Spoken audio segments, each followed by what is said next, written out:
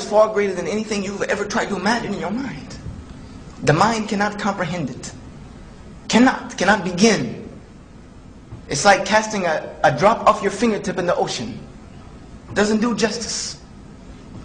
Muhammad, peace be upon him, is a man like you've never read about. This is why we got so angry. And when they wrote these cartoons about him in Denmark, maybe a lot of us overreacted. Yes, we overreacted.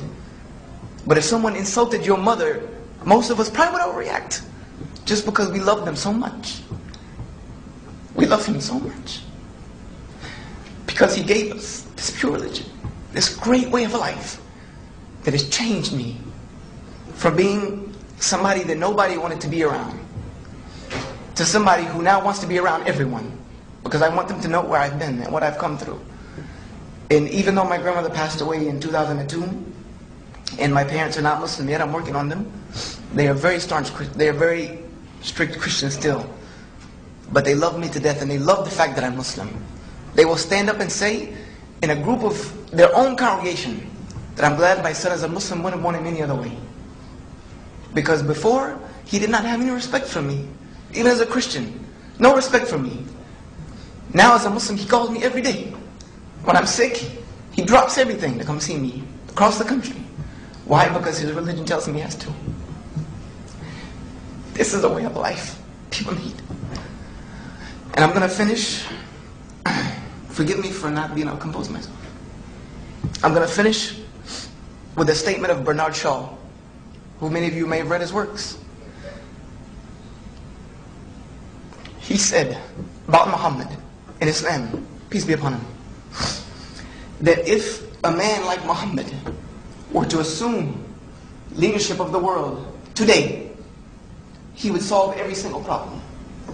He would solve every single one of his problems during his afternoon cup of tea. This was this man. And this was the religion he founded. I can't remember his name off the top of my head. A man, it was just there, wrote a book called The Ranking 100. The most 100 influential people in history. I don't remember his name. It's one of those things that I've known it forever. And Michael Hart. He's a Christian. He chose Muhammad as number one. He said, because if you want to know what it means to have smallness of means but greatness of purpose, then go look at Muhammad. And go look at the religion he founded. You find it there. So that's what I'm conveying to you. I'm conveying to you the statements of your colleagues, non-Muslims. Just go do the research for yourself. Like Napoleon said, Mutta, what can it hurt you?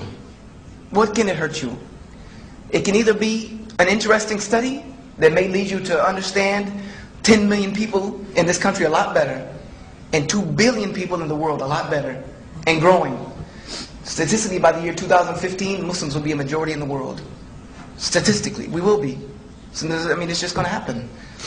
So you will know them a lot better. Or you may find the truth. And what an amazing, amazing find that would be for such a little sacrifice, is opening a book, picking up some papers, meeting a couple people. I thank you for your time and hope that I have been of benefit.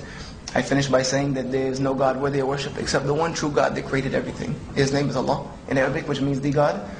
And that Muhammad is the last and final messenger to mankind. And that Islam is the truth. Thank you very much.